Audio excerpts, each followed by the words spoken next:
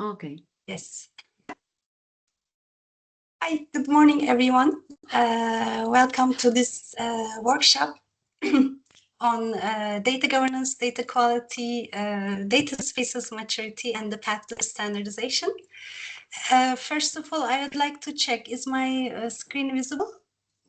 Yes, we can see. Okay, perfect.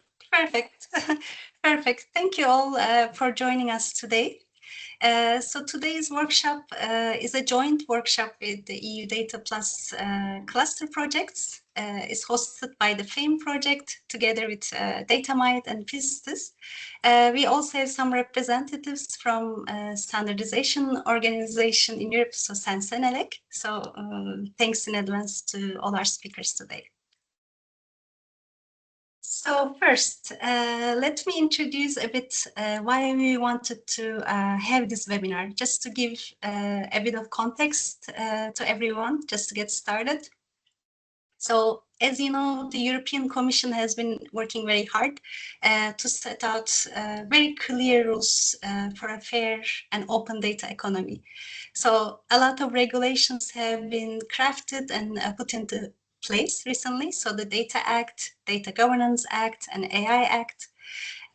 So these are very good because they help define who can access data, under what conditions, and for what purposes. This is very important to assure a fair and open data economy. So to make things come into reality, we need some technical foundations. So standardization is really needed to put these regulations into practice. And we have a lot of nice research projects working on these topics. So data management, data monetization, etc. So the EUDATA cluster projects are one of them. So this is a cluster of 6 projects. Ernesto will give us more details very soon on this cluster. But basically, we wanted to put together the standardization organization, CENELEC, and these cluster projects, at least to have a start in this conversation of how we can do standardization on data spaces, data quality, these topics. So we want to create some awareness on these activities and topics. Also, we hope to create some synergies so we can hopefully encourage and foster some concrete contributions to the CENELEC working groups. So who we have with us today? So we have some valuable representatives from CENELEC. So we have Clara Pezola Robles from ITI. We have Ismael Caballero from UCLM. And we have my colleague Silvia Castelvi from IDSA. So they are all in CENELEC. Clara is leading the working group 2 in CENELEC JTC 25, and Ismael leading working group 3 in the same standardization committee, and Silvia is a liaison from IDSA. And then we also have some experts on the data governance, data quality, and data spaces, so from the projects. So we have here with us Ernesto Troiano from GFT Technologies, representing FAME and EUDATA Plus cluster. We have Jordi Arjona from ITI, representing DATAMITE project. We also have Yuri Glickman from Fraunhofer Focus, representing the PISTIS project. So I'll just run you briefly through the agenda, and then afterwards we will start with our nice conversations with our speakers. So we would like to first ask for our CENELEC representatives to share with us some insights on their activities in the JTC 25 Technical Committee. So first, Silvia Castelvi will introduce a bit this technical committee and what they are doing there. Then Clara will continue with the working group 2 activities, particularly focusing on the maturity assessment of common European data spaces. This is the activity she's leading there. And then Ismael Caballero will give us an overview of the activities they are doing in the working group 3, data management and governance, quality assessment of internal data governance processes.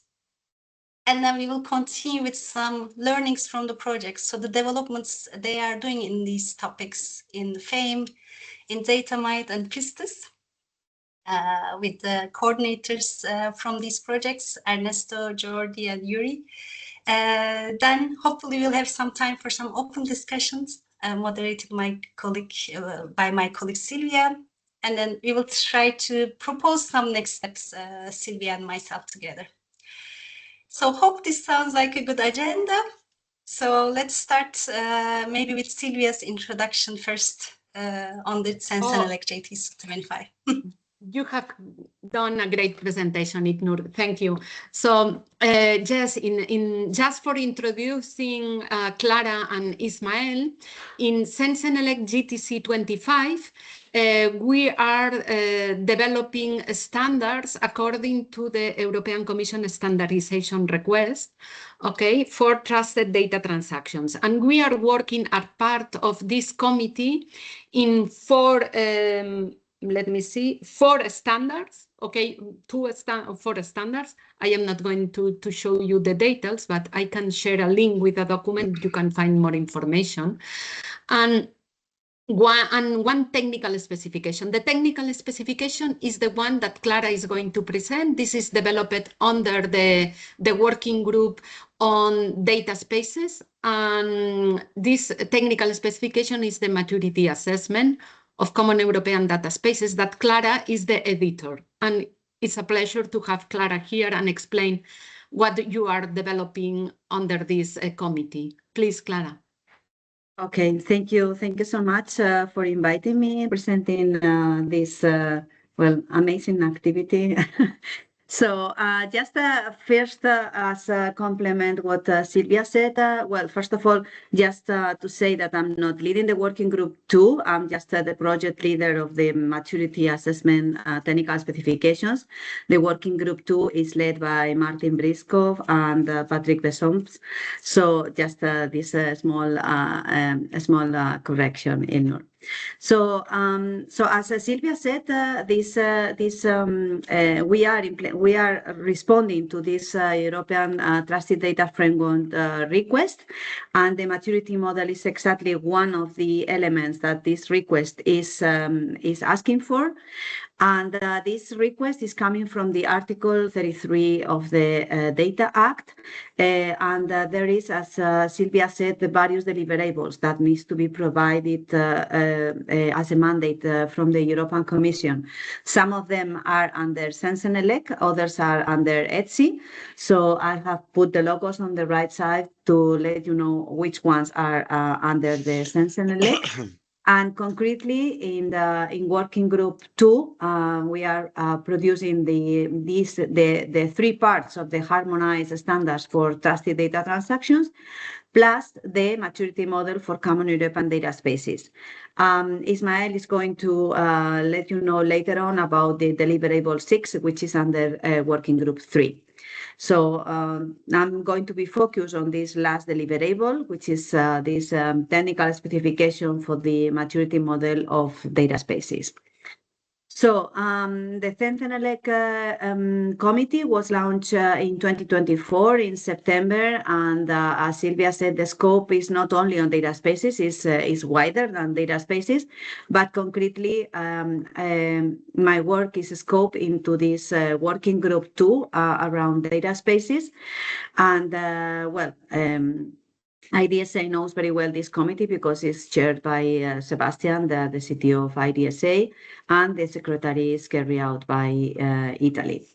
So let's then move directly to the technical specifications purpose. So we assume when we started working on this topic that measuring the maturity of a data space is not something easy, it's not something trivial, and it's not sometimes something that you can measure with just a simple number or a simple percentage. So that's why we, in the technical specifications, we are aware of the need of providing this guidance for data spaces to carry out this maturity assessment.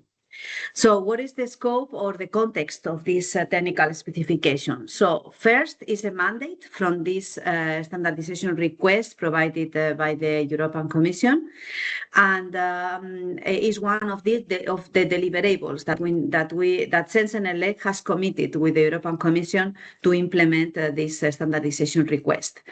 The plan is not to start from scratch, so that's why the group of experts in the working group decided to take as a baseline the work already produced by the Data Spaces Support Center, because the Data Spaces Support Center published in June this year a maturity model, and then this document has been taken as a, let's say, a starting point. So then now a disclaimer. Everything that I'm going to present you is a work in progress, so do not take it as a last word, do not take it as a consolidated work, because the group of experts is already working on it, and what I'm going to present you is more or less the approach that we are discussing, and how we are, let's say, defining this maturity model. But for sure, nothing will be written in stone until end of the year, because we need to provide a draft of this document in December. Although the document will not be published officially until September next year. So, what is the scope of this technical specification? Well, somehow into aspects. One, to define a maturity model concept, structure, methodology, and measurable criteria, but accompany this with a set of criteria and guidance about how to do the assessment of this maturity model in a tangible manner. So one of the things that the technical specifications wants to define is what is the intended use of this technical specification. So which are the target audience for this document. So we have identified various potential users. One is the data spaces, all participants that are already in a data space, or any other type of data sharing, because it's true that the request only mentioned the common European data spaces, but the idea is that every data sharing initiative could use also this model for data assessment. So for a data space, the useful thing is that they can self-assess the evolution of their data space, and also compare themselves with others if the assessment results are published, of course, and identify which are the strengths of the data space, and also which are the weaker points, in order to improve and to evolve to the next level of maturity. If you are a candidate to join a data space, you can use this self-assessment these self-assessment results for deciding whether to join the data space or not, or at least to know which is the maturity of the data space you are planning to join. If you are a policymaker, you can, with these assessments, have an overview of the overall landscape of data spaces, and also take some actions based on this analysis. And if you are a certification provider, maybe you can take this assessment for providing your own certification schema, and well, make money out of this certification process. So, which are the elements that we have identified in the maturity model? So first, we have leverage on the phases identified already by the Data Spaces Support Center. So we have defined the phases as every of the steps that you need to follow in the evolution: exploratory, preparatory, implementation, operation, and in scaling. We have identified dimensions. Here, we would like to keep these 6 dimensions corresponding to the different aspects that you can measure in the data space, and the way to group the indicators under different labels: business, governance, legal, interoperability, control over data and trust and value creation. And finally, we have defined what we call the data space maturity indicators, which are any kind of quantitative or qualitative metric that will be used for measuring the different capabilities of the data space. Apart from that, the request also asks for defining a reporting structure that data spaces can use for providing additional information that cannot be measured maybe through an indicator and can be complemented with this reporting structure. And then the technical specifications will provide also a kind of template for conducting this self-assessment, as a matter of questions, potential answers, the way to define a questionnaire for gathering these inputs. In concrete, the data space maturity indicators will include, the description of the indicator, but also the different metrics that can be used for measuring this indicator. That will include the capabilities that you need to fulfill in order to assess every metric. The model will provide you also some a range of values that you can, let's say, choose as a reply for this metric, and also the score per phase. So depending on the measure that you assign to your metric, you will be scoring one or another phase.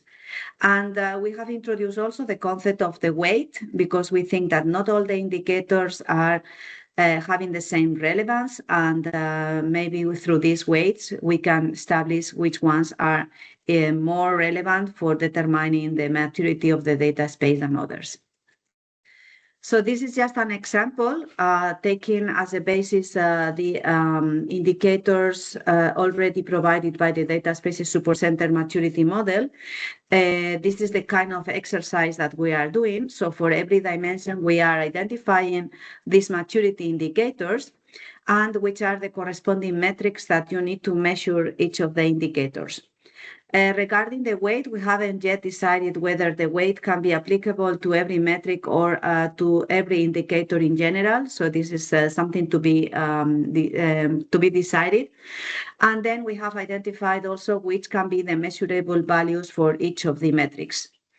In this way, we will provide for each of these metrics one question in this template for the assessment, with the potential values that you may reply, and the description of the capabilities that you need to take into account in order to measure every metric. So this is how the process is going to work. So let's imagine that one data space is assessing certain dimension, then is answering in the questionnaire the various metrics questions and selecting the value that corresponds better or fits better with their situation according to the fulfillment of the capabilities that are expressed in the question. And then we assess the value indicated by the data space with regards to the target values per phase, and also the weight of this metric or indicator, depending on the final decision, and then calculate the value for the indicator depending on the values of the various metrics. And then finally calculating the percentage fulfillment per dimension. So we have proposing different ways of visualizing the results. We think that the SPIRE graph can be useful for visualizing the positioning of the data space in the various dimensions, and maybe for visualizing the progress or the evolution of the data space over the years or over the months. We can use also these bar graphs in the top-down. Right. So, in summary, and no matter so much what phase you are, what matters is that you are continuously evolving. So this means that if you start your assessment more or less have been in one of the phase, maybe you are more mature in governance, you're less mature on technical, or in the other way around. What is important is that the technical specifications will give you which is the criteria for you to evolve to the next level in every of the dimensions. We have conducted various workshops in the last weeks at the European Big Data Forum and in the Gaia X Summit, and we have well somehow asked the audience about this process, this approach. And here are the results, more or less. So in total, we inquired to 50 participants, and more or less half were already involved in data spaces, another half don't. They are also partially, more or less 50-50 aware of the data spaces maturity model before. And regarding the phases, most of them are in the preparatory phase still. And one data that was very curious for me was the preferred assessment. The majority prefer having a third party conducting the assessment instead of doing their own self-assessment.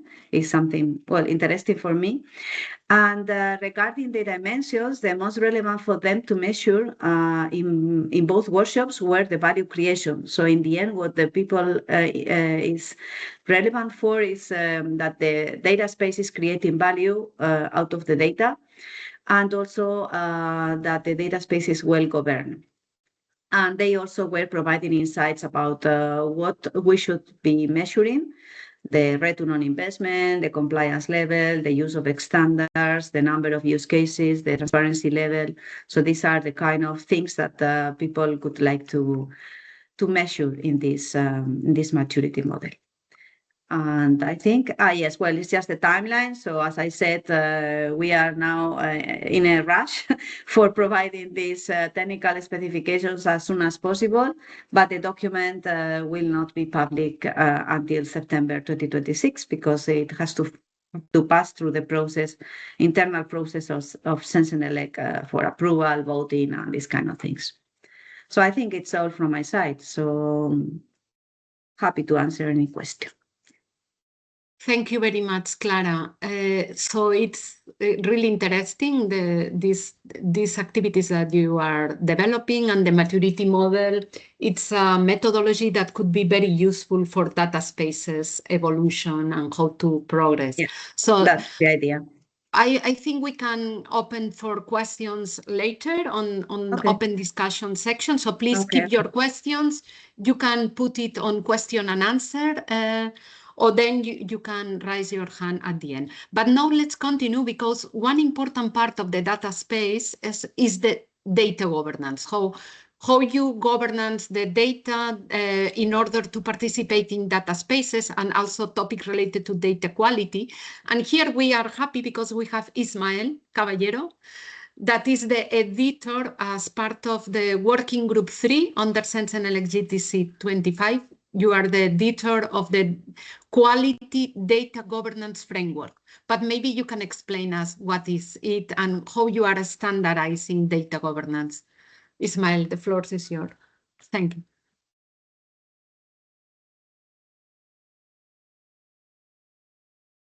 Mic is off. You are muted. Ismael, you are muted, I think. Now can you hear me? Okay. So thank you. I was saying that a big thank you for this chance to participate. Thank you, Silvia, for the chance of being involved in this part, right? And as we are running out of time, let's move on the presentation. Can you see my screen? Okay, perfect. So I am going to present the works that we are doing in the working group 3 regarding to data management and data governance, right? Before commencing, this is something very important. We have found that we have an important problem, because people people tend to not understand clearly what is the difference between data governance and data management, right? I would like to say that data governance is the fact of elaborating and making decisions about how to do things, and data management is just to do the things, right?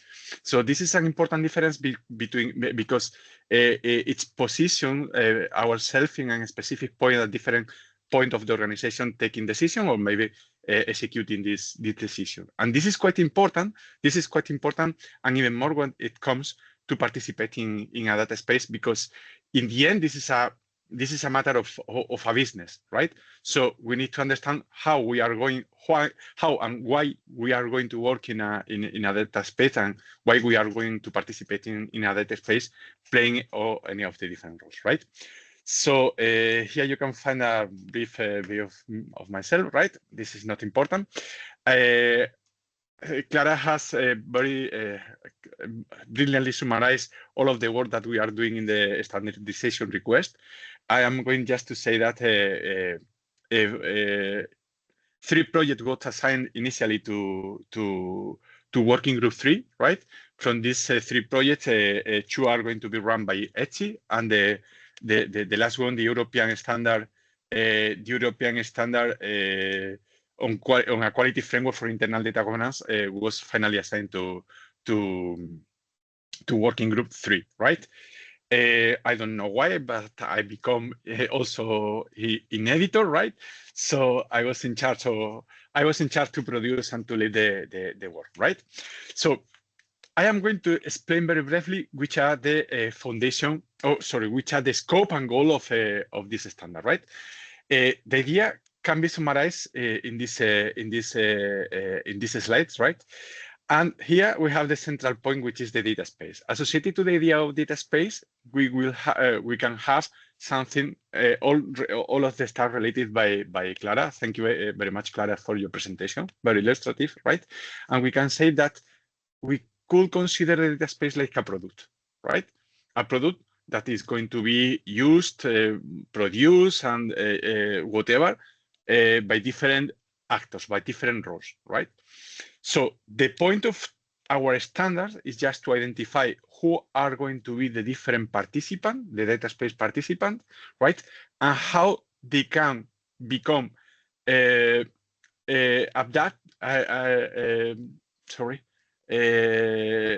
can they transform themselves to be able to participate in the data space operation according to the role they are playing, right? So basically, we have defined with the help of Silvia, thank you for that, Silvia, we have identified these roles. So we have the data space governance authority, the data space technological provider, the data right holder, and we will have also data provider and different data users, right?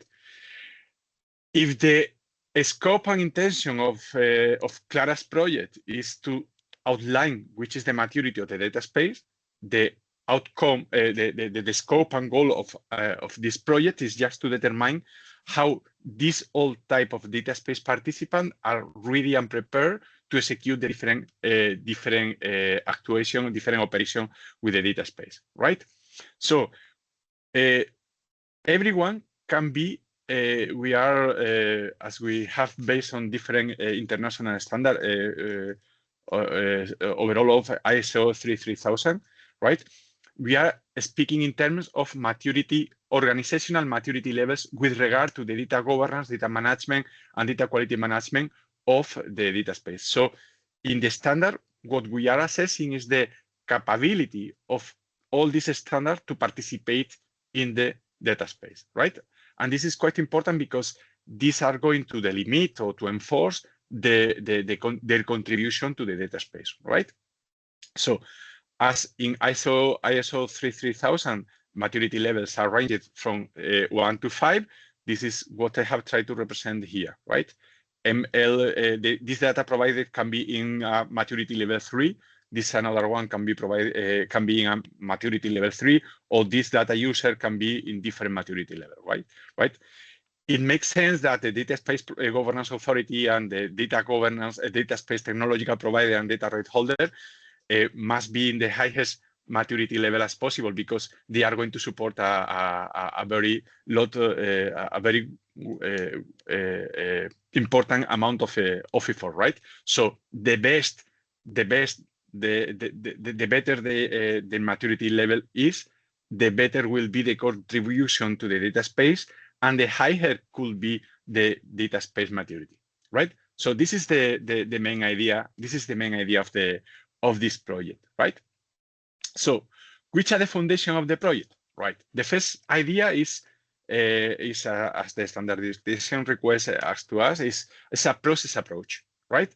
So in this sense, we need to consider that all of the different operations that we are going to do with the data space, right, are going to be determined by different processes, right? So we can have different data management or data space management, data quality management or data product quality management, and data governance or data space governance, right? So one interesting thing is that just consider this idea, right? We are not at the same. All of the civilization on Earth, they are not on the same historical age, right? We can find, for instance, in Europe, we can say that we are at the modern age. Some other civilization can be in the medieval time, let's say that, and some other can be, let's say, in the prehistoric, right? So translating this idea to what I'm trying to represent here, this is the concept of maturity of the organization, right? I have represented the maturity of the organization for the process by more pointed arrows or more continuous arrows, right? The more continuous, the more mature an organization is, and the more capable the process are, right? An interesting point is that all these processes are enriched by the best practices, in the areas of data space management, data quality management, and data governance management, right? So just a spoiler, what we are trying to outline in the standard is to characterize this set of best practices for the different areas for the of data space management, data product quality management, and data space governance, right? So this is the idea. As we have a solid foundation based on ISO 8000 PAR60 and ISO 33000, and following the ISO standards, we are going to represent, or we are representing the content of this standard in terms of ISO. Why? Because this enables a way to generalize all of the knowledge about process execution, process assessment, and so on, right? So this is one of the ideas, right? The framework that we are developing has two important models. On a hand, it has a process reference model, which contains all of the processes I have been commenting before, right? It's important to say that we are focusing these processes in the best practice, in the best practice in the market, consider the most important framework developed by IDCA, GAIA-X, and so on, right? We are also considering the ISO IAC standards, like the one I have said. And finally, in Spain, we developed some time ago what we call the UNE specification, that they are national standards covering the processes of data governance, data quality management, and data management, and different maturity models that are being of great help for outlining the process, right? So this is what we have in hand. This is the set of best practices that different organizations, regardless of the role, can execute just to participate in the data space, right? So this is what that we have on hand, right? On the other hand, we have the maturity model, right? We have the maturity model. Based on ISO 33000, we have outlined a maturity model with two dimensions, right? On the x-axis, we have the different processes, and in the y-axis, we have the capability dimension, right? The capability dimension are, let's say, that are like the level of excellence in which different organizations can execute the different processes, right? The different data governance, data management, and data quality processes, right? So the idea basically is just to say, from the set of processes that we are developing, right, we have allocated some processes in maturity level 1, right? So we can say that an organization is in maturity level 1 when they execute the processes with at least a capability level 1, right? We can say that an organization is in maturity level 2 when they are executing all of the processes in maturity level 1 and all of the processes in maturity level 2 with a capability level 2, right? And so on, and so on, and so on, right? So the idea is, if I want, as an organization, to participate in a data space, maybe I would like to outline which is my maturity level to participate in this data space, right? This is quite similar to the language certification. You can say that I have an English certification A1, A2, B1, B2, C1, C2, right? Depending on which level you are, right? You can do more or less thing more efficiently, right? This is basically the same idea. Depending on which will be my role and depending on which will be my maturity model as a role, I will be able to perform much better or even worse some specific activities, right? It's important to state that the standard is being defined with a generic vision of the processes so that any organization can execute the process regardless of the role. Even more, it may happen that one organization can have a maturity model being a data governance authority and a different data maturity level as a data provider or a data user, right? This is quite interesting, right? So the key, what's finally in Spanish? The key for much better in English, sorry. The key for understanding the capability level, right, are the concept of process attribute as it's presented in ISO 33000, right? Different patterns, right? With this in mind, right, we can have 5 capability levels, right, depending on how the process is executed or not, right? The key point is the concept of process attribute, and the process attribute is a set of specific requirements stated by the standard, right? That different companies must implement if they want to have a specific excellence point, right? Having this schema is quite important because this is the way in which different organizations can compare themselves, right? So it's not a matter to say, I am this organization, I am this another organization, I'm following this schema, I am following this schema. We have no means to compare ourselves, right? Having this standard, we can compare and we can understand what you are doing well and what you need to do better, right? This can lead to a situation in which, just imagine, right, as a specific requirement to participate in a specific data space, right? Some data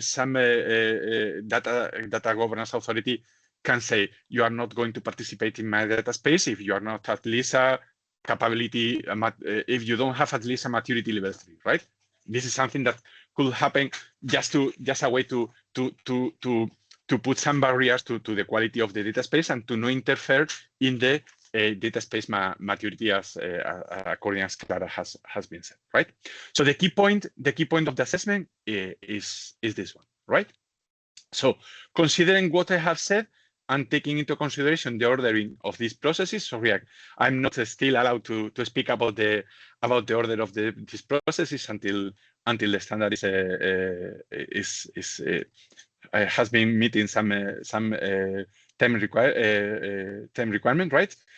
The idea is that you can evaluate yourself as your capability in contributing or in participating in different standards. This is a clear complement from for the part that Clara has presented to us, right? So, just a conclusion and to finish. This is interesting because we can use this standard in 2 different points, right? On a hand, having this framework, I can design how good I want to be, right? And on the other hand, I can use the framework to assess how good I am, right? Do you see the difference? So I can project which can be my contribution on the standard. I need to understand which the maturity level means, because maybe I'm not interested, or it's not worthy for me to have a maturity level of 4 or 5 because I am not going to take more benefit from that, right? Or maybe I want to participate in different maturity in different data spaces, and I can organize myself to a minimum common, right? So in this sense, we consider that this standard can be fit for any organization, regardless of their size, regardless of the technical capabilities, and so on, right? Okay, so for me, this is what I wanted to tell, and I would like to throw an invitation, and experts' contribution are encouraged just to have the chance to better shape a future Europe, right? Thank you very much for your attention, and so you have any question, I will be more than happy to answer when you can, right? Thank you very much. Thank you, Ismael. It's really interesting to know. And yeah, we can discuss later about the data governance. And now I give the floor to Ignur to continue with the projects, okay? And then we can come back again through what you have presented, because I have some questions for you, Ismael, later. Okay.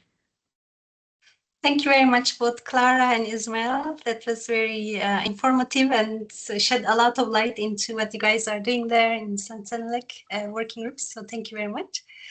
So now we can continue with some learnings from the project. So we will invite them one by one to share their developments in relevant topics. So starting with the FAME project, an embedded finance related project, Ernesto Troiano from GFT will present this. Thank you. Thank you, Ignur. Good morning, everyone. I am Ernesto Troiano from GFT. I'm coordinating the FAME project, but I am also coordinating the EUDATA cluster you have introduced briefly. And as a coordinator also of the cluster, I would like to spend a couple of words on who we are and what we do and how we can, serve the community for data strategy. So the EUDATA cluster is a cluster of 7 projects, actually. Okay, we are growing, so we started 4 and we are growing. It's a cluster of projects in data monetization mainly, but in data governance and management. So the EUDATA Plus, let me scroll the presentation. I think you can see now. So these are the projects that are in the cluster. Along with me, there is Yuri and there is Jordi from PISTIS and DATAMITE. They will present themselves later on, but we together, constitute a solution for data producer and data consumer. We want to help them in the data management and exploitation. So we have recently presented in Denmark at the EBDF. We were there too. We present the EUDATA as a one-stop shop, if you want, that serves the community with many aspects of the data life cycle, from data ingestion to enrichment to publication to exchange and how the people will use. In the EUDATA Plus, we have working groups specialized in business development, how our solution can be exploited by the market, by end users and stakeholders. We have a technical working group, and we have a community that is around the cluster. So we would like also to invite you in sharing with us, the strategy for data exploitation. This is what is EUDATA Plus, but I'm also the project coordinator of the FAME project. And I would like to tell you about what we do and how we are related to the data spaces, because it's very relevant. Now, forget about this introduction. I want to point out that the data spaces for us, at least from my point of view, I'm also a business consultant for my company and other companies for the financial sector. So to me, it's very relevant that these data spaces will be use cases, will be practical in the job that we do every day. Regarding the financial sector, you know that there are many, strategies and directives of Europe that oblige the financial institution, banks, but also insurance to share the data with the customer. We are under the PSD2, which is known as open banking. Open banking is something that allows the bank to share allows the users, the end users, to have their data shared with other financial institutions in order to have better services. And now we are heading to the FIDA, the Open Finance Directive. So all this initiative from Europe exploit a technology of data sharing. And the FAME project, which is around the marketplace that shares the data, is exactly centering the scope of financial, the data sharing, which is very relevant for you. Finance is one of the, a very strategic sector for Europe, and also is not very well represented in many European projects, and also in the data space, framework, in the data space landscape, we consider FAME one of the few, if not the only one, data space that have been tried to build. So I want to talk about what we are doing as FAME. FAME basically is a federated, decentralized marketplace for data devoted to the financial sector. This is the key of what we do. And we started 3 years ago. We are almost at the end of our project journey, the funded project.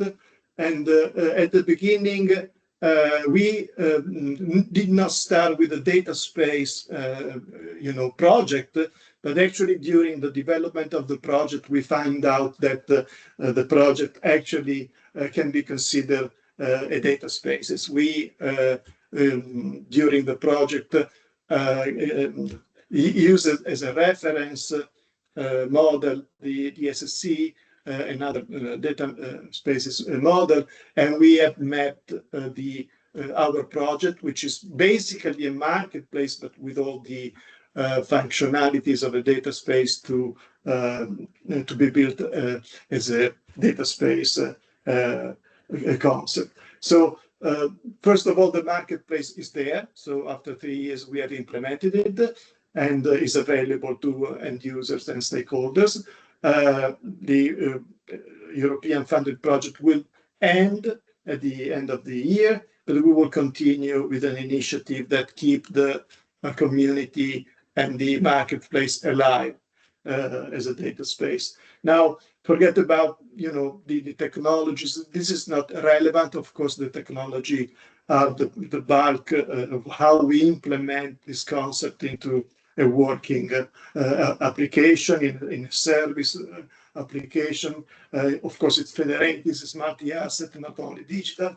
We use blockchain for decentralization and data management. We provide mostly the data monetization, which is key in order to exchange data. The marketplace also serves as a data exchange with data producer and data consumer that meet and exchange the data for the value, exchanging also money for it.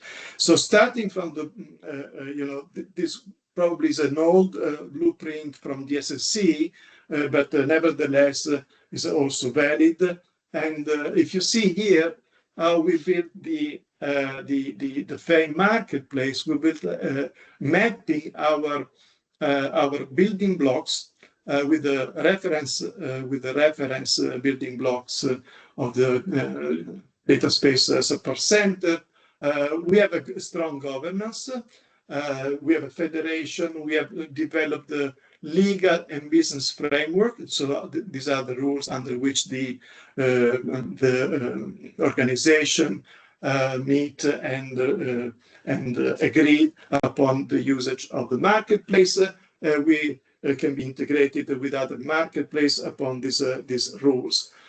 Basically, the decentralized marketplace is built on trust, is built on some mechanism for authentication and self-sovereign identity. We use wallet compatible with the EIDAS 2.0, and we provide to the data producers and also to the data and users and consumers a way to publish their asset under a policy, under some policy. I want to disclose my asset to certain customers or certain region or certain constraint about my data. I want to serve it.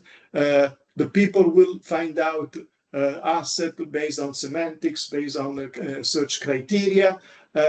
We provide the way to publish the asset based on business rules, business models. We of course use pay as you go, pay as you use, plain fees, but also we provide a way for data producers that do not exactly know what is the value of their asset with a support pricing model.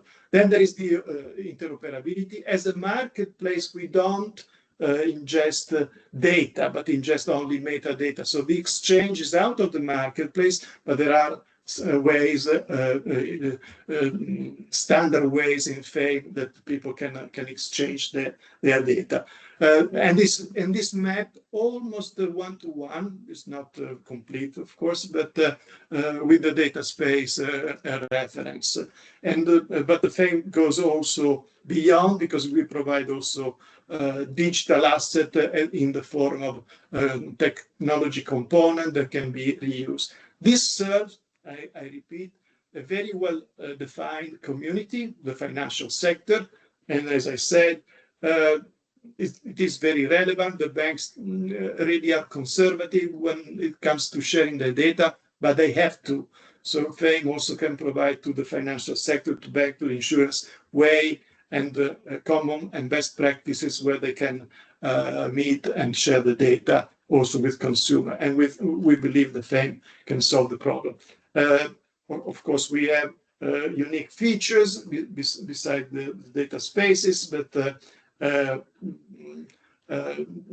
we have built something that in the data spaces landscape, I believe we are one of the few, if not the only one, that provides these services devoted to this to the financial sector. And of course, we believe that if we have built it for the finance, which is very very compelling and strict by regulation, if this is working for the financial sector, can work almost for any other sector. So I believe that FAME can be a reference. This is the partner that we have in the project, third partners, whatever. Now, as I said, FAME did not start as a data space project, but during the development, we found that the reference model of the SSC was pretty much what we were doing and how we should do things. And we also apply to the innovation radar some time ago. So we were mapped there as a finance data space. But lately, a version of this the SSC questionnaire was submitted to our attention, to the technical, to the exploitation and communication teams of our project, and we made this assessment. It is a self-assessment which confirmed a few things. So We have developed this business and legal frameworks within the project that maps basically the questionnaire from the business and governance point of view pretty well, especially the business rules are there, the governance and legal, as I said, are not only mapped by our intention, but they are piece of technology that are in place to serve the end users, the organization around. Also, from a technical point of view, having used the self-sovereign identity,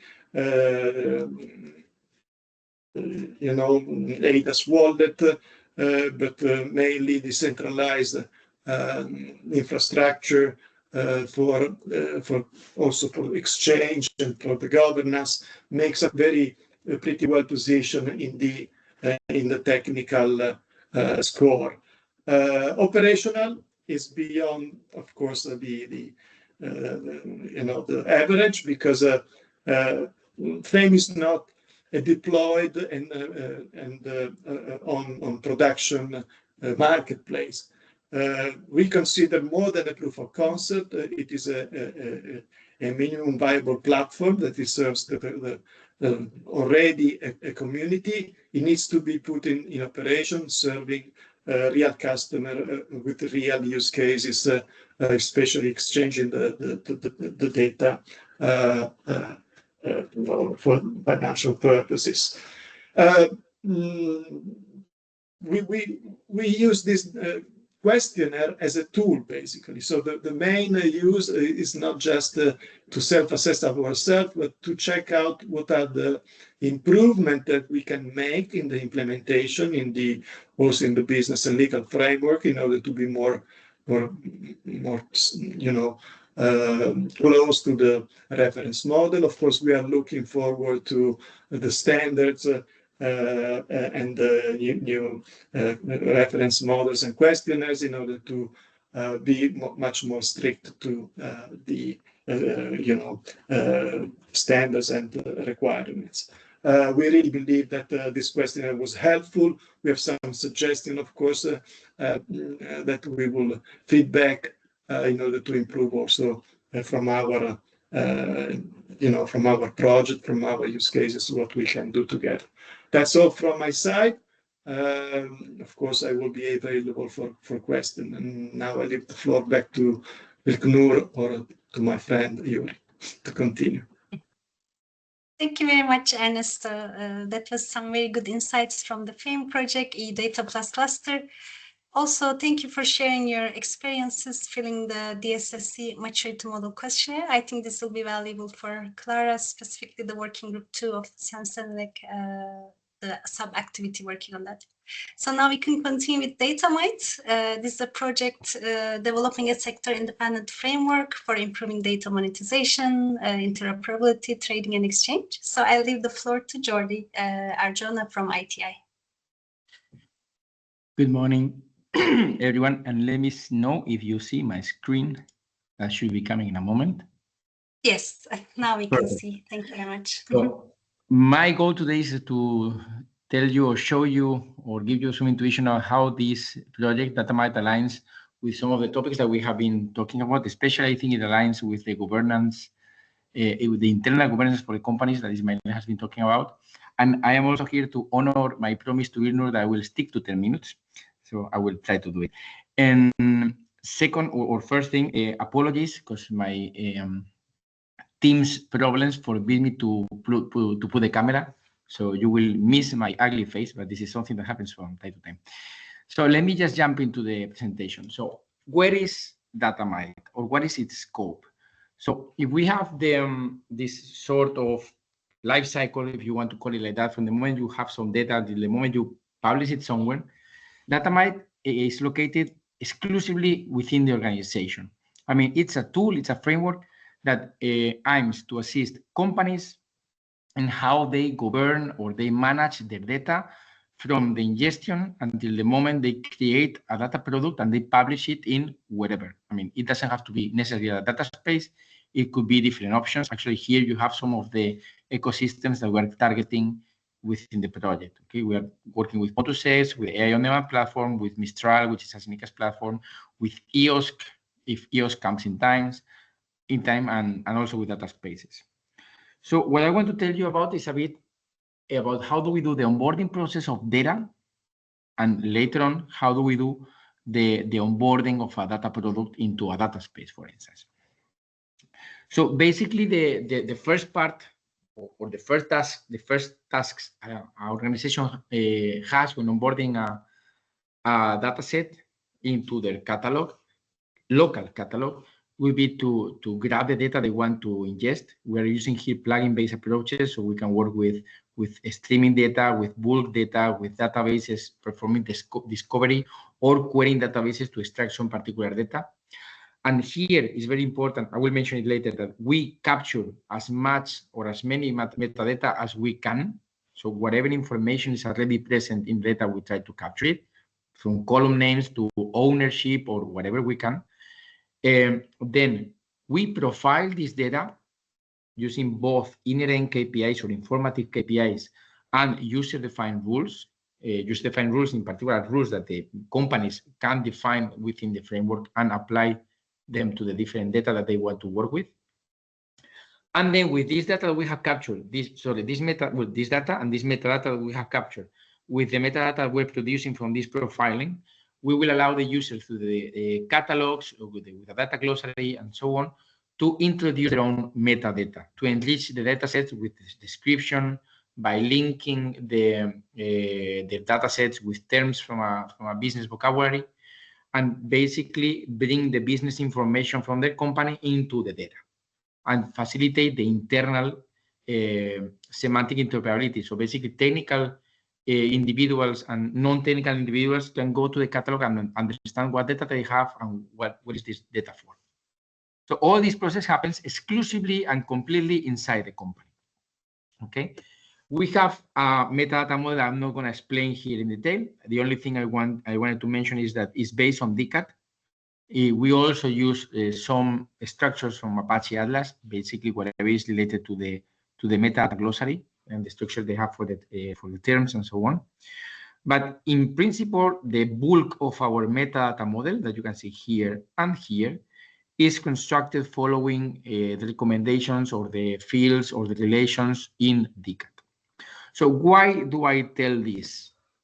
Because DCAT, from our point of view, falls short to represent data within the companies. As I was mentioning, we capture or we consider three types of metadata.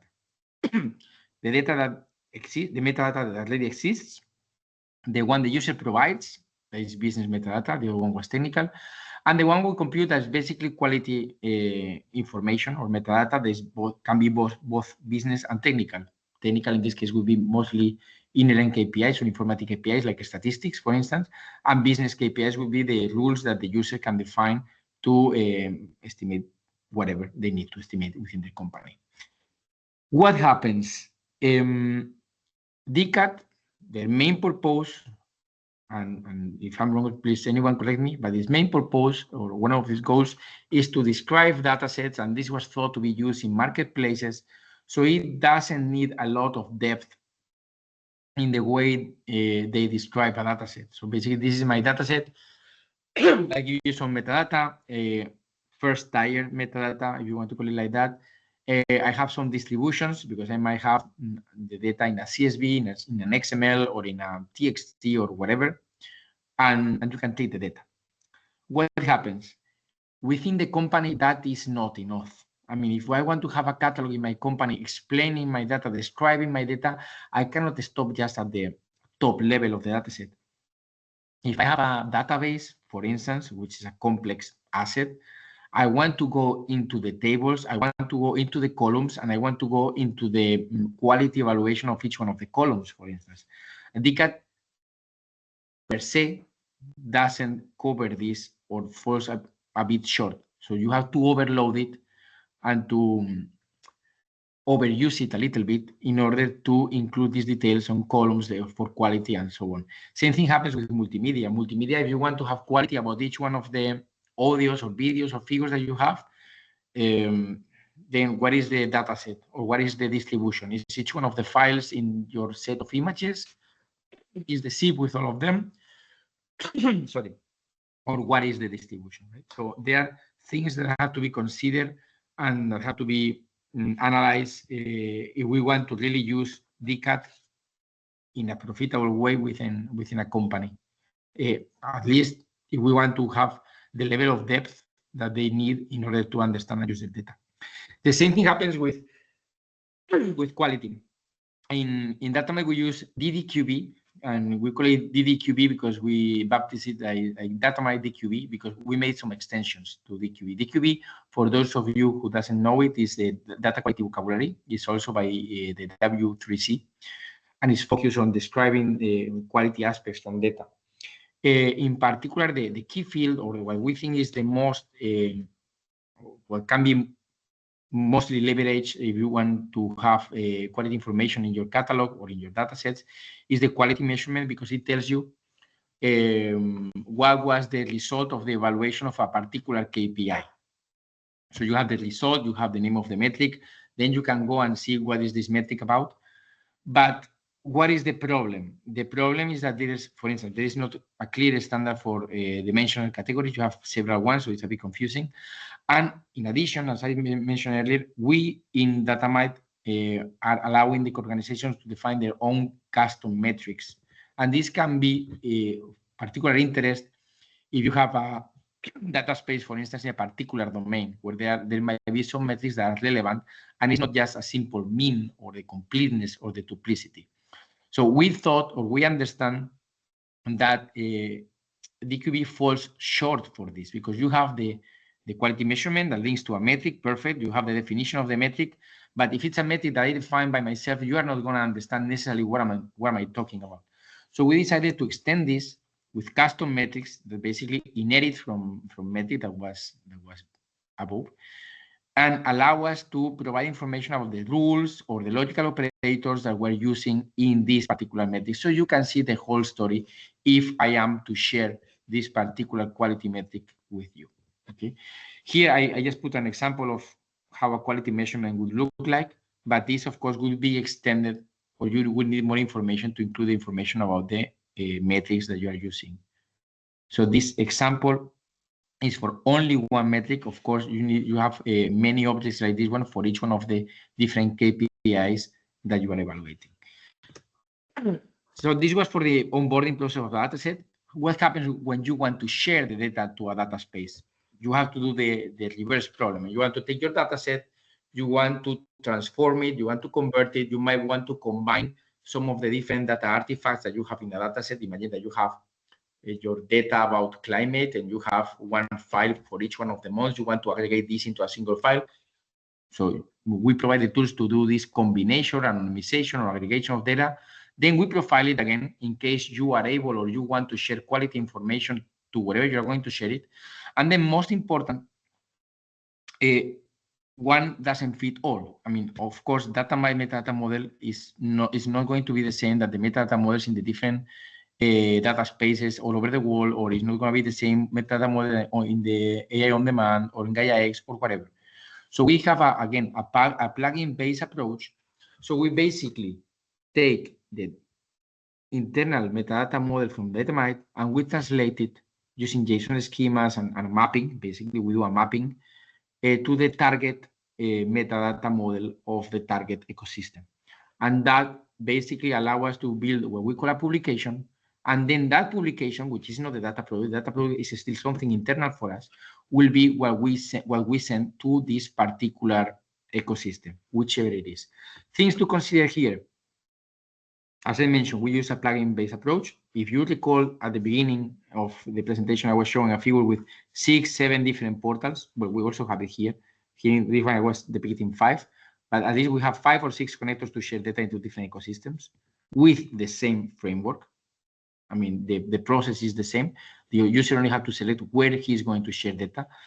And what happens when we do this mapping, there can be 2 options. We can have a perfect mapping, meaning that all the information that we need for this particular ecosystem is already captured in the metadata model from DATAMITE, and we only need to make a mapping, which in addition, if the target mapping is built with DCAT This can be very easy, as we are using DCAT internally, or the mapping can be incomplete. And in this case, if there are fields that we don't have in our metadata model, we will have to ask the user to provide them manually through the interface. I mean, if there is a user interface, and it's quite easy to use, but we have to ask the user to provide this information.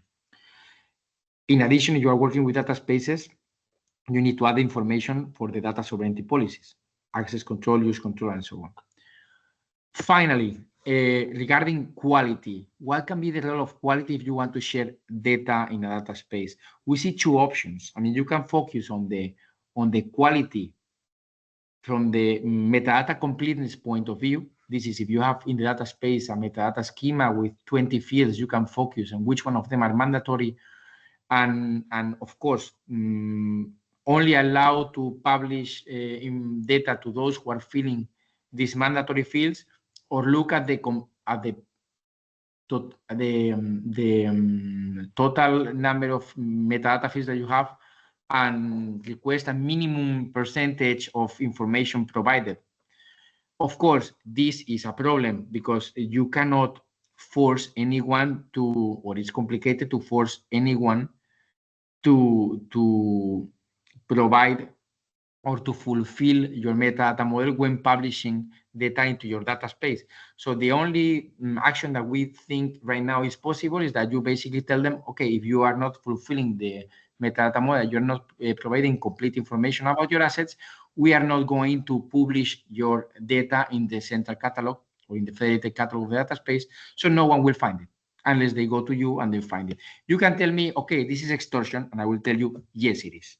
But if you want to publish anything in our data space, then provide the minimum information that was agreed by the data space governance model in the schema. Otherwise, your data is not good. Okay. And the second option is, in addition to this metadata completeness, is to request information about the data quality itself. Statistics or completeness on some columns on the total data set. This is something that should be agreed by the governance of the data space. And there are problems here as well, because first, how do you inform this quality? DQB could be the option to describe this quality information. Then you have the problem of what are you going to inform, because informative KPIs could be easy to provide, but maybe are not that valuable depending on the business purpose of your data space. And requesting business KPIs is complex because you have to tell them how to compute this particular business KPI. This could be facilitated by providing an extension for your connector in order to compute this particular metric in a data set if you also have a data model for the data you're sharing. But again, it's complicated to enforce it. I don't think you can, and your only solution might be extortion again. And with this, I try to stick to the 10 minutes. I don't know if I manage, but I did my best. Thank you very much. And if anyone has any questions, I will be happy to answer them. Thank you very much, Jordi. Very interesting to hear the challenges you are having with ensuring data quality in the data sets in DATAMITE, even with the use of DCAT and DQB, both W3 standards. Thank you very much. So now let's continue with the next project. So PISTIS. This is a reference platform for sharing, trading, and monetization of proprietary data of organizations. So I invite Yuri Glickman from Fraunhofer Focus to the stage. Okay, thank you. I hope you can hear me. Yes, we hear you well. We don't see your... now we see it. Thank you very much. Okay, perfect. So I'm Yuri Glickman from Fraunhofer Focus in Berlin. I'm deputy head of Department for Digital Public Services here, and I'm leading one of our research groups. And I'm coordinator of PISTIS, and together with colleagues from a project, we prepared some slides which we thought kind of relevant for standardization topic. So we will see. I will try to be fast because I have quite many slides, but I will go fast. More or less, our project is actually similar to DATAMITE. The difference is what we are like a full package. We are delivering not just a plugin, but kind of full data space extended with some quality assurance and data monetization tools. And the project will continue until end of June next year. So it's big project. And my main idea, what we deliver is a so-called data trading and monetization platform, where organizations still can keep control over the data. So according to the data space concept, more or less, the idea is what we have a distributed architecture, similar as you know it in data spaces. So we have a central node, which we call PISTIS Cloud Platform. So kind of our own invented terminology. And it's more for coordination and centralized services, and also holds the central marketplace catalog of a data space. And all participants, we assume they have already own data management infrastructure. So we give them some additional software services which they need to host in their private to public cloud, and so we can keep control over their data. And this software also includes a catalog for managing acquired or integrated data from their environment. So basically, we have a set of catalogs, and from catalogs of individual participants, you can push offers to a central marketplace where they can be seen by other participants of a data space. So this is our approach, and we also use blockchain and some other infrastructures in order to have very reliable transactions and monitor them, and also sure what the licenses are respected and so on. So what PISTIS in short, what it's a kind of data space and data monetization platform for organization, I would say, out of the box. So you can deploy it maybe in 20 minutes because we have a quite automated built-in environment. So we change code and software gets built, and you can just deploy container, just 15, 20 minutes, and you have one more instance for organization. You just need to provide identities and so on. But in general, it works very fast. We provide some services for data value assessment. We use transaction based on blockchain. We enable contract monitoring and management services. And we, of course, have interconnection with existing in-house data lakes.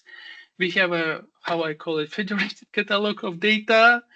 And we have some also special software for treating data, for transforming data, enriching data, and so on. But it's not a big data platform, and it's not some other services which would be nice to have, but we are not part of a project. And especially, it's not a big data.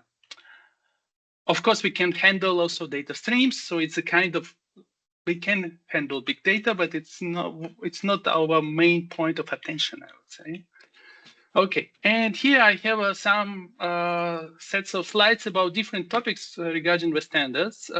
Regarding metadata management, so we also use DCAT, but actually we use DCAT application profile. So our catalogs are based on DCAT application profile. So it's a profile of profile, more or less, and we use Pivo as a base for our implementation. Pivo is open source software developed in my research group, and it's used for many European open data portals, and it comes originally from open data domain.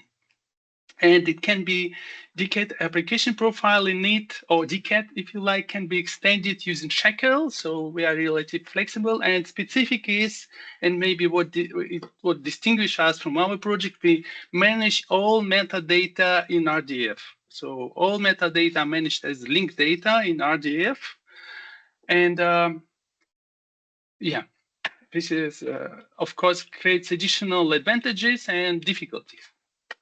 And we pay a lot of attention to metadata and data quality.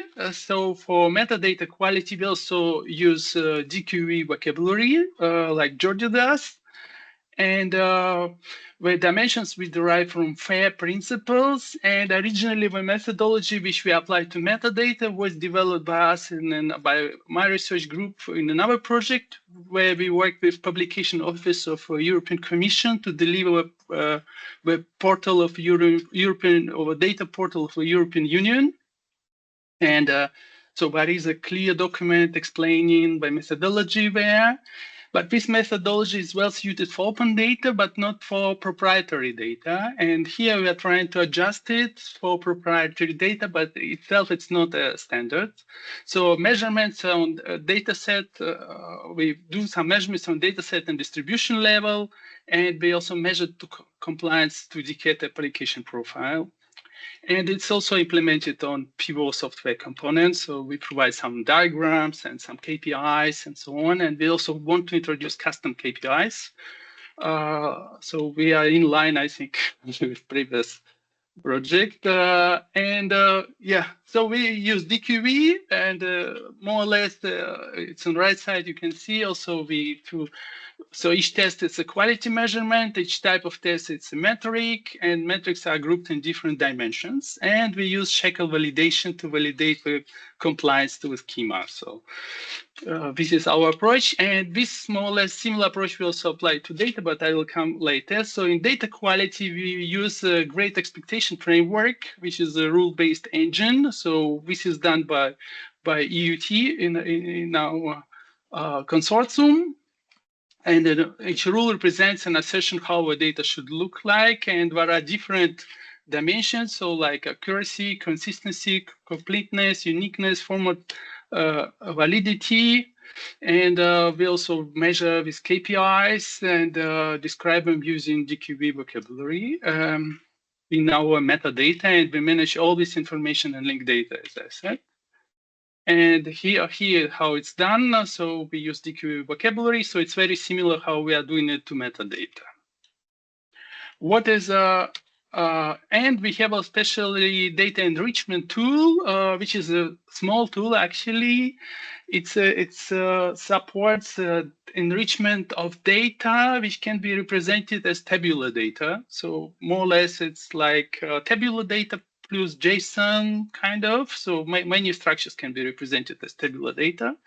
And the idea of this tool is to describe the data columns or types of data in different columns using the data type properties from different domain ontologies. So for every kind of column, we can assign a certain data type property from selected by the user domain ontology in order, first of all, to describe the semantic of data and also structure. So what is the basic type underneath of that?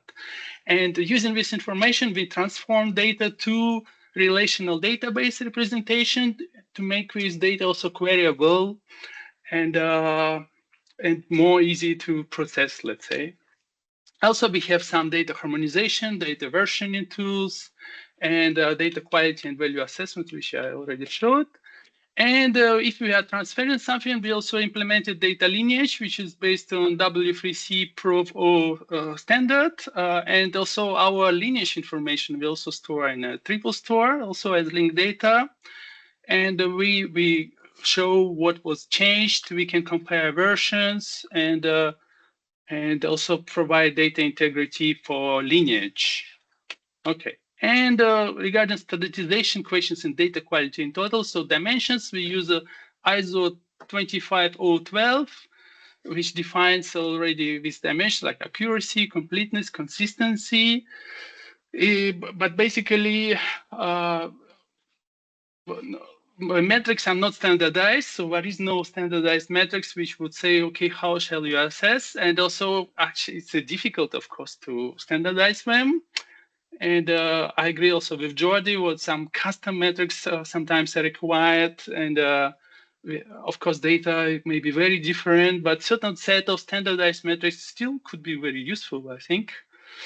And it could be a good idea to have something on that. And also methodology, how to measure actually the quality. So for metadata, there is this recommendation of, let's say, of publication office, but it's not really a standard. It would be nice something for the quality of data and metadata to have some official recommendations of certain methodology respected in the community, let's say, even if it's not a standard.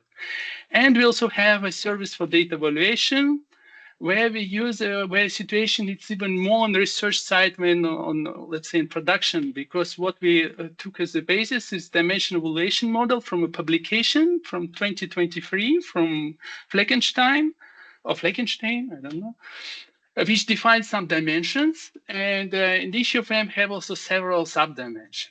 And we use also data value vocabulary, which comes also from another scientific work, which is just a publication. And unfortunately, this vocabulary, which we find useful, it's not, let's say, 100% mappable to our methodology. And it, as a vocabulary, it's not actually maintained. We just more or less, with some reverse engineering, extracted it from a publication and modeled it ourselves, because it's not published toward or not maintained as a kind of vocabulary. And it would be nice to have a data value vocabulary. So where here we see also a gap, and that's it. So from about our, of course, what are also other aspects about transactions, monetization, and so on. So, but I focused mostly on specific where I work. Thank you very much, Yuri. Much appreciated you sharing insights about the PISTIS project, but also some additional points to what Jordi presented earlier about data valuation and some shortcomings of data quality related standards. So that's very much appreciated. It's also interesting to see both projects use similar technical foundations from W3C, so DCAT and DDQB, which shows the power of standardization, I think, of standards. Thanks again. So now we would like to continue with some.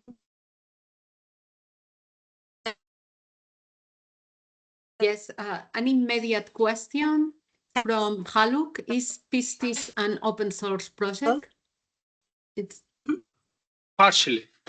So a big part of project is Apache 2.0 and the Apache 2.0 license. Mostly what I presented is open source. So our anonymization tool is a commercial tool from small company. But what I talked today, catalog, it's open source, and the relation tools are open source. So what I showed today, I think everything is open source. okay. Thank you. You can find it in GitHub. Mm-hmm. And we have another question for Ernesto. I don't know, Ernesto, if you can read the question and you can answer. Is regarding the FAME project that you have presented, you say that the user can search for data based on the matching semantics. The question from Aslam is, may you please tell some example what kind of how semantic matching and searching is being done? I don't know, Ernesto, if it's, yeah, you can answer. No, the question, of course, is clear, and we use the same technologies as others. So we use DCAT. Actually, we extended the DCAT for supporting other kind of metadata for other kind of digital assets. Basically, we support semantic question by questions. There is one sub-project that support the ontologies of FIBO and FIGI, which are in the finance sector very relevant. So the people can also refer to the these ontologies, and the catalog support these ontologies. More details in our website, I guess. This is the short one. Okay. Thank you, Ernesto. And I'm sorry, because all the presentations has been very interesting. It's a pity because we don't have time for comments from Ismael and Clara, and it's a luxury to have you here. And please, maybe some audience ask themselves how we can contribute to CENELEC, which are the possibilities. Clara and Ismael, it's the same question for both of you. I would like that you call, you'll take this opportunity to call for contributions. How do you expect, which need or support do you need in the amazing job that you are developing? So Well, I'm not really very much expert in the standardization processes formally, but what I understood is that the official way that you have for contribution is to be nominated by your national body as an expert, so you can contribute directly in the working groups of the committees. So this is, of course, open to everyone to contact your national bodies and then drive your contributions through there. And formally, or well, another way of formally contributed is to establish a liaison with the various working groups, as some of your projects are doing right now. And then this is for the formal process Yes. during the execution.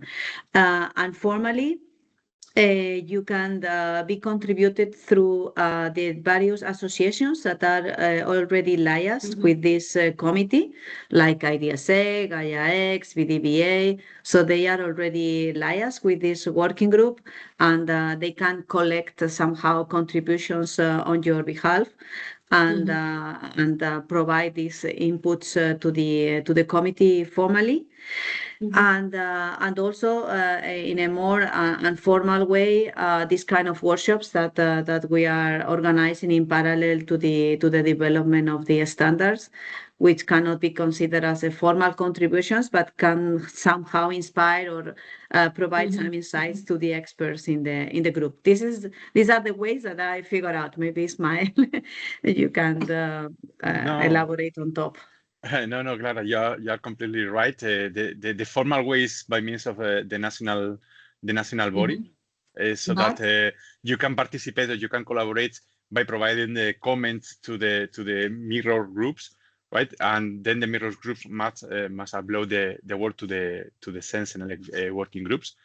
And if you want to directly participate, you must ask to your national body to be nominated, as you said, to be nominated to participate in the CENELEC meetings, right? So you are nothing more to add. You explained very well. I think there is a right hand. Yeah. Yes, please. I have unmute you, Ching Dong. You can talk and raise your question. Can you speak?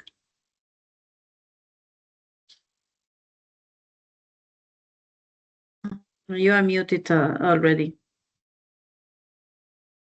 I am trying to unmute you. Okay, let's do in a different way. Maybe here. you can type on the chat your questions in them. Okay, you can talk. I have unmute all the participants. You can unmute yourself and talk. Could you hear me? Yes, perfect. Okay, yeah. Thank you. Thank you very much for the very informative presentation. Thank you very much for you all. And my question first is for the maturity model in the working group, because it's my question is the privacy and the secrecy is also one consideration point is for the maturity model analysis, because it's in the during the GaiaX summit last week, and also different leaders, data space leaders, emphasized the privacy and the secrecy technologies is very important. Using the, for example, in the Netherlands, they used the encrypted computing technology, is the tool for the, for example, the PCF calculation. And also there are different data space use the encrypted technology from the cloud age, age to cloud, and also in the cloud storage, different levels, different phases. And I think maybe this point is also very important. Have you already considered this point? Sure. Yeah. Yeah, sure. I only include in the presentation one example of possible indicators under the governance dimension. But if you go through the control over data and trust dimension, there we will have indicators in relation to the access and usage policies, in relation to the trust framework, in relation to the identity management and attestation. So all these includes privacy concerns. So yes, for sure, it's one of the dimensions and metrics that will be measured or proposed to be measured in the technical specifications. Okay, yeah, thank you. And the second point is the Gaia-X Digital Clearinghouse. It's for the full automated compliance evaluation for the participants on boarding phase and for the legal and governance model. And is this framework is also evaluated in our working group as one perspective? Yeah, not specifically, because the technical specification has to be technology neutral, and the technology that will be used for implementing the different metrics is not defining in the technical specification. So the only that will be defined will be the characteristic, the capability that you can measure for assessing the maturity, but not the technology that you are using for implementing such capability. This is out of the scope of the technical specification. Okay, yeah, thank you very much. Welcome.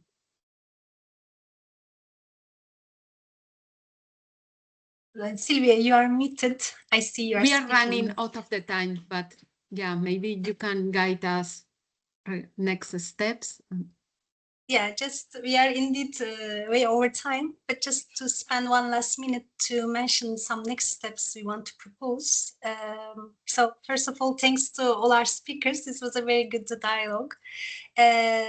We are thinking we can do a document or a report we can produce based on this workshop to share the conclusions and to share some recommendations for the standardization organization, so CENELEC and others, based on the insights shared today.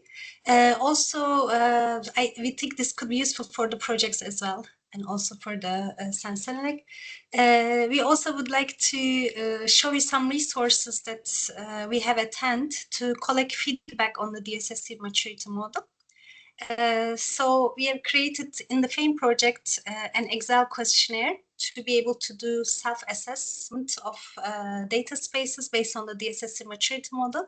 So we will be circulating that along with the minutes, the slides. Also, we created a survey where people can share their experiences and impressions of the maturity model, how it can be improved, what's their impressions, what could be shortcomings, etc. So we will share also the links to this survey as well, along with the minutes in the next steps. So expect to hear from us in the next little while with all these things, plus the links to the recordings and the slides. Sylvia, I don't know if I forget anything else about next steps. Just that the maturity model that Clara has presented is more advanced, because the public available maturity model is based on DSSC, and we are working on top of this DSSC. That is the current version, and we have made the assessment for FAME based on this public version. But we are working on a very advanced and impressive new version that will continue contributing to the project and data spaces. But this could be considered as a first step to consider for you and provide comments on consideration, if you cannot participate directly to the group where we are discussing the documents. Okay. I don't know if Clara, Ismael, Ernesto, Jordi, you want to make a last statement or something that you want to share with us? I can just say, go, Ernesto, go, please, yeah. please. No, I want just to say, my to you that organizing all the we cannot hear you. The sound is sorry, very but I'm trying also to shout aloud, but I just want to say thank you for organizing this. Thank you for the attendees who has the patience to listen to us. Thank you very much. To you, back to you. From my side, just thank you all as well. Ernesto took those words from me. And also thank you for a very interesting presentation, Ismael. I think we have some things to talk to you after what I saw. So let's stay in touch. Of course, it will be a pleasure.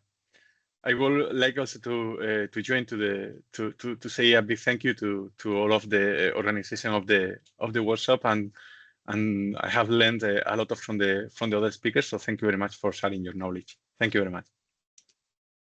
So in my case, just in relation to the maturity model, that the intention of the group is not to create something to establish a number or to put a number to the data spaces, but to help them to identify where they are and how they can reach the next level of maturity or evolution. So nothing else.